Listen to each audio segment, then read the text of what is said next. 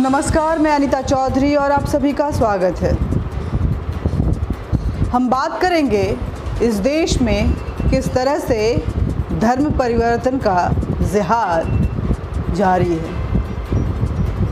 South की अगर बात करें तो हिंदुओं को क्रिश्चियन और मुसलमान दोनों में कन्वर्ट किया जा रहा है और कभी लव के नाम पे ये जिहाद छेड़ा जा रहा है तो कभी बहला फुसला कर उन पे मानसिक ब्रेन वॉश करते हुए दबाव बनाया जा रहा है कि आप मुसलमान बन जाइए।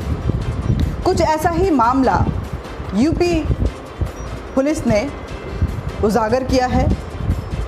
यूपी की एटीएस ने एक ऐसे सिंडिकेट का पर्दाफाश किया है कि आप सुनेंगे तो दंग रह जाएंगे। यूपी एटीएस ने 2 व्यक्तियों को गिरफ्तार किया है जो लगातार पिछले कुछ सालों से धर्म परिवर्तन का रैकेट चला रहे थे। इनका नाम है जहांगीर और उमर गौतम। उमर गौतम जो पहले खुद हिंदू था, बाद में इस्लाम का बुला मुसलमान बना और उसके बाद गरीब, भोले भाले और मूक बधिर बच्चों का ब्रेन वॉश करते हुए उनका धर्म परिवर्तन करता था। जो जांच सामने आ रही है उसके मुताबिक फंडिंग पाकिस्तान से और कई और अन्य देशों से भी हो रही थी, जिसमें आईएसआई का हाथ भी नज़र आ रहा है साफ तौर पे। इस धर्म परिवर्तन को लेकर के इनके अकाउंट में मोटी रकम जमा कराई जाती थी और खुद उमर गौतम ने कबूला है कि वो नोएडा और गाज़ियाबाद में अब तक 1000 से ज़्यादा लोगों के धर्म परिवर्तन करवा चुका है।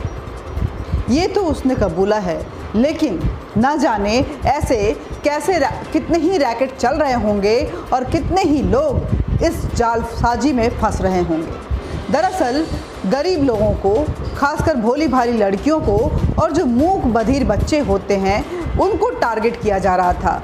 लालच, प्यार मोहब्बत का भी दिया जा रहा था और नौकरी और व्यवसाय का भी। साथ में उनकी ब्रेन वॉशिंग ये भी हो रही थी कि जिस धर्म से आप बिलोंग करते हैं वो निहायत ही घटिया धर्म है। इस्लाम में अगर आप आते हैं तो आपको नौकरी भी पक्की है, मालामाल होना तय है, अच्छी शादी होगी, अच्छा लाइफस्टाइल होगा और अल्लाह आपको हर कर्मों से नवाजेगा। इस नवाजने और धर्म की इस खींचातानी में ना जाने कितनी ही ज़िंदगियां बर्बाद हो गई, कितनी ही लड़कियों को धर्म परिवर्तन करवा के शादी करवा दी गई, जिनका अभी कहाँ कहाँ तार जुड़ा हुआ है, कहाँ कहाँ ये लड़कियां गई हैं, उसका खुलासा होना बाकी है। लेकिन सबसे चौंकाने वाली बात है कि इन मूक बधिर बच्चों को, जो कि बोल नहीं सकते थे, सुन नहीं सकते थे, उनको समझा बुझा के उनके परिवार की इजाज़त के बिना उनका धर्म परिवर्तन दूसरे राज्यों में ले जाके करवाया जाता था। ये मामला कैसे खुला ये भी जानना बेहद ज़रूरी है। दरअसल अगर आप इस्लाम का बोलते हैं तो एक रिचुअल होती है खतने की। 2 बच्चों का खतना करवाया गया और क्योंकि कट थोड़ी ज़्यादा हो गई थी इसलिए ब्लड बहुत ज़्यादा निकल रहे थे, उनको हॉस्पिटल में भर्ती करवाना पड़ा। और उस दौरान जब पुलिस तहकीकात में पहुंची तो पता चला कि ये तो पूरा रैकेट चल रहा है, पूरा धंधा चल रहा है इस धर्म परिवर्तन का, जिसमें टारगेट इन छोटे बच्चों को किया जा रहा है और जिसके लिए फंडिंग पाकिस्तान से हो रही है और आईएसआई इनके पीठ थपथपा रहा है। बाद में जब पूरी तफ्तीश की गई तो ये पूरा जो माजरा है वो खुलकर सामने आया और तार यूपी से दिल्ली से लेकर के केरल तक से जुड़ा हुआ नज़र आया। और इन सब के तार जो है, पपेट का हेडमास्टर जो था, जो मदारी था, वो पाकिस्तान में आईएसआई बैठा हुआ था, जो पैसे डाल कर इनके अकाउंट में इनको नचा रहा था। कई संस्थाएं जो हैं, मुस्लिम संस्थाएं, इनसे जुड़ी हुई थी और लगातार ये जो गोरख धंधा है, गोरख धंधा भी नहीं कहेंगे हम, ये बोलेंगे कि धर्म परिवर्तन का ये मुसलमानी तोप जो है वो चलाया जा रहा था, जिससे हिंदुओं के जो जनरेशन है उनको नेस्तो नाबूद किया जा रहा था। बड़ा खुलासा हुआ है, अभी और कई चीज़ें जो हैं वो खुलनी बाकी हैं। हम लगातार आपको बता रहे हैं कि किस तरह से गुजरात में लव के नाम पे जिहाद छिड़ा हुआ है और उसके लिए गिरफ्तारियां चल रही हैं, क्योंकि लव जिहाद को लेकर के कानून में संशोधन हुआ है और उसमें जो है सज़ा से लेकर, गिरफ्तारी से लेकर, सज़ा से लेकर पेनल्टी तक सभी चीज़ें वहाँ पे रखी गई हैं इस एक्ट में। मध्य प्रदेश में भी आपको बताया कि किस तरह से लव जिहाद जो है वो परवान पे है।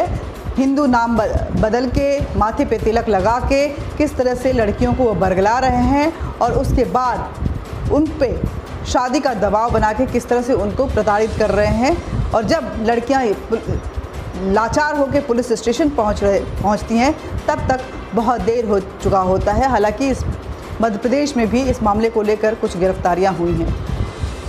उत्तर प्रदेश में लगातार लव जिहाद को लेकर के उत्तर प्रदेश पुलिस एक्टिव है, सरकार एक्टिव है और ये साफ कह दिया गया है कि प्यार मोहब्बत के जाल में फंसाकर या झूठ बोलकर किसी का धर्म परिवर्तन करवाया जाएगा तो उसको कतई नहीं बख्शा जाएगा। लेकिन रैकेट के तार इस कदर मजबूती के साथ जाल फैला के जुड़े हुए हैं कि एक एक करके उनको पकड़ने में शायद अभी सरकार को काफ़ी वक्त लग सकता है और इसको रोकना शायद फिर इमीडिएटली ऐसा लग रहा है कि मुश्किल है। लेकिन अगर कानून बना है तो कार्रवाई भी ज़रूर होगी और कार्रवाई अगर सख्ती से होगी तो इन पे लगाम भी ज़रूर लगेगा। ज़रूरत है अवेयरनेस की, आपको सतर्क रहना है अपनी बेटियों को लेकर के भी और अपने समाज को लेकर के भी। ऐसे जो फर्जी मुल्ला मौलाना हैं जो खुद एक विकृत मानसिकता से घिरे हुए हैं और समाज को विकृत बनाने के लिए महज चंद पैसों के लिए वो बर्बाद करने की कोशिश कर रहे हैं। भारत के इस्लामीकरण के लिए अपनी मुहिम को तेज़ बनाए हुए हैं, जिनमें उनका साथ पाकिस्तान और चीन जैसे हमारे दुश्मन देश दे रहे हैं। हमें इससे सतर्क होने की ज़रूरत है। ये देश आपका भी है, ये देश हमारा भी है, लेकिन इसको बचाना सिर्फ पुलिस और सरकार की जिम्मेदारी नहीं बल्कि आम जनता की भी है। इसलिए अपने आँख कान खुले रखें, अपने चारों तरफ हो रही गतिविधियों पे ध्यान दें और इस धर्म परिवर्तन के नाम पे जो एक अलग तरह का जिहाद छेड़ा गया है उससे अपने समाज को भी बचाएं और अपने आप को, अपने परिवार को भी। नमस्कार, आगे भी बातचीत होती रहेगी। बातचीत का ये सिलसिला जारी रहे, इसलिए ज़रूरी है कि आप वीडियो को शेयर ज़रूर करें, लाइक करें, सब्सक्राइब करें और अपने सुझाव कमेंट बॉक्स में ज़रूर दें। इंतज़ार रहेगा आपके सुझाव का और दिल को तसल्ली मिलेगी अगर ये आवाज़, ये मुखर आवाज़, ये बेबाक बातें जो हैं वो जन जन तक पहुँचेगी। आप इसको शेयर करेंगे, सब्सक्राइब करेंगे तो। Thank you.